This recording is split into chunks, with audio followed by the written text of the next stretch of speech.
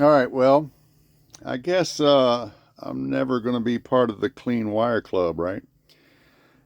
So, what is today's video? This is a little project I've been working on off and on for the past year and a half, and I'm just about done. So, what is it? It's a little carry with you box you might use in a situation like a work vehicle that you can't tamper with the electronics of the work vehicle or whatever. And you can run it off cigarette lighter plug. So uh, these are just grills. They're not the name of the speakers. And originally, you see these are the vocals. I originally had these Def Bunce tweeters in there, and I just wasn't satisfied with it was just too harsh, even on radio power. So all these speakers are on radio power. These, in a ported compartment.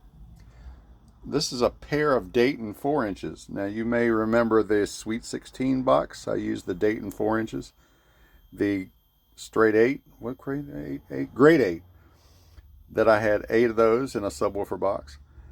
Well, this time I'm using them for mid bass or whatever you want to call it. So a pair of 4 ohm. Are they 4 ohm? Yeah, they're 4 ohm. Or are they 8 ohm? I don't remember now. Anyway, in parallel, going to channel 3 on that, channel 4 on that, and this is on 1 and 2. These are Polk DBs. I switched to those, and they do sound better than, and you know, the settings. And I got this JVC 280, KDX 280.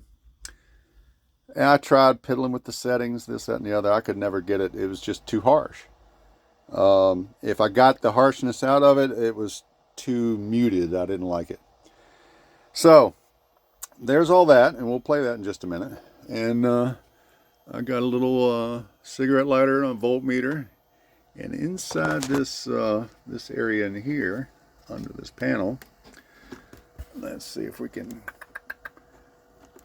gingerly get that up and out.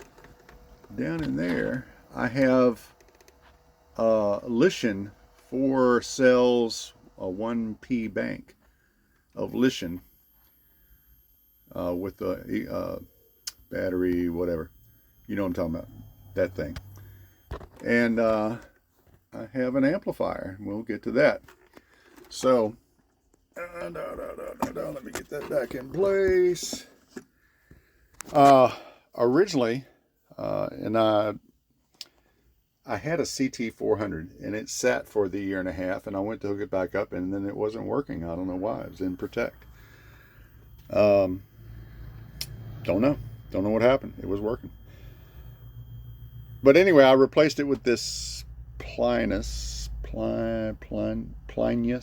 whatever you want to call it. It does have a clip light. And this is rated 700 at 1 ohm. I'm running it at 1 ohm load. We'll get back to that. So, going back to this, I got a cigarette lighter outlet, you know, charge your phone or whatever. If you're in a vehicle that only has one lighter outlet. Got the voltmeter that then I've got the relay there. That relay runs to that battery bank. So you shut that switch off, it shuts off any feed in or out to that battery bank. The second switch is main power shut off, not the remote, the main power shut off to the amplifier. The next is a remote to the amplifier.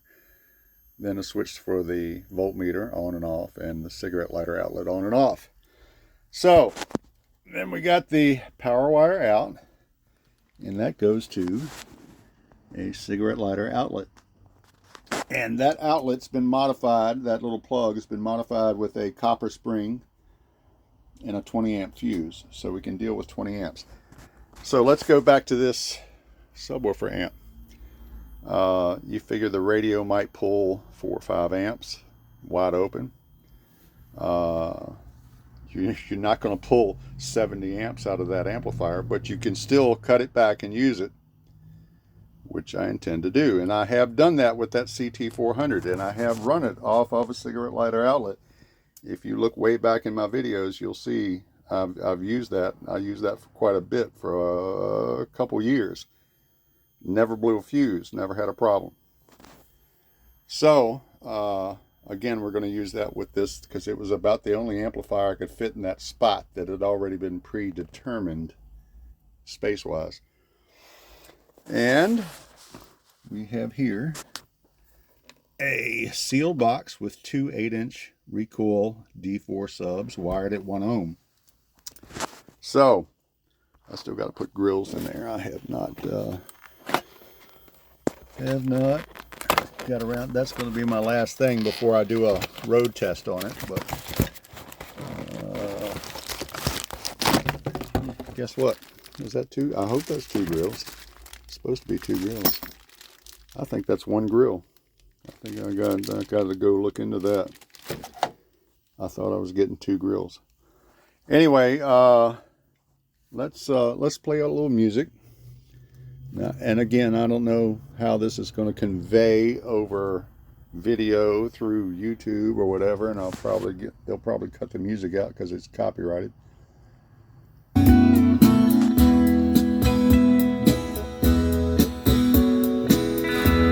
There's talk on the street, it sounds so familiar. Now that is 2 things. Number 1, that's wide open. That's at 35 on the radio. It's not that loud. There's just not enough amperage available there to run a second amplifier. I almost feel like that needs an amplifier. I don't know why it's not that loud. Maybe it's the JVC. I don't know. But anyway, so that was with no sub. So let's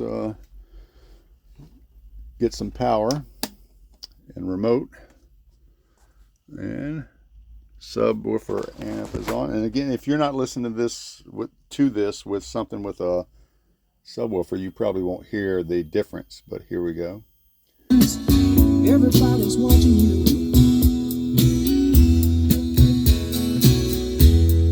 People you meet, they all seem to know you.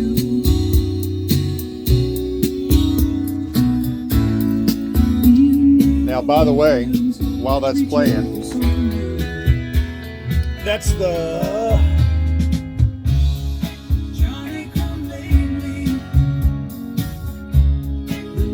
so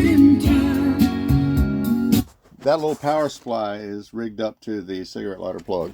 20 watts is what it was pulling. Now the battery, the lithium in there is taking the padding, and that's the idea of it being in there. So if you get up to the edge of pulling too much current, that lithium would be the cushion source in there to soak up any excess draw that may pull too much current from there. And you can see that in that power supply. Now it's at 9, and that's probably just going to that battery is what it's doing, most of it, 9 watts. So anyway, if you could hear that let me see if I can find something else to play that maybe is a little more current. Go to my test list. What would be something I know. Well, anything I play is going to be blocked because it's going to be copyrighted. So let's do my test woofer sound. This should be played at high volume, preferably in a residential area.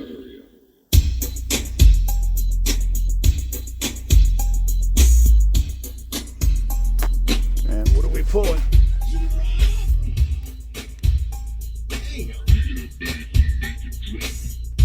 26, 28 watts. So power source wise, I think we're fine. It sounds good. It's not, it's not going to break your windshield or anything. but it's definitely a good amount of added bass. And in a small, like you work in a van or a truck or something, and you set this on the floor in between the seats. You set this in front of the passenger seat on the floor, and you got your bass. You got your music. You got your bass. That was the idea of it. So anyway, that's a long time coming. That is the conclusion of my little project boombox. Not really. And I still may make a cover for the top of it for if I leave it in the vehicle and I'm not in there. A lid, a cover, a hinge, or something. I've got to contemplate what I want to do with that. But it's done. I'm going to go for a road test here probably this week and see how it does in the vehicle. That's it. Have a good day.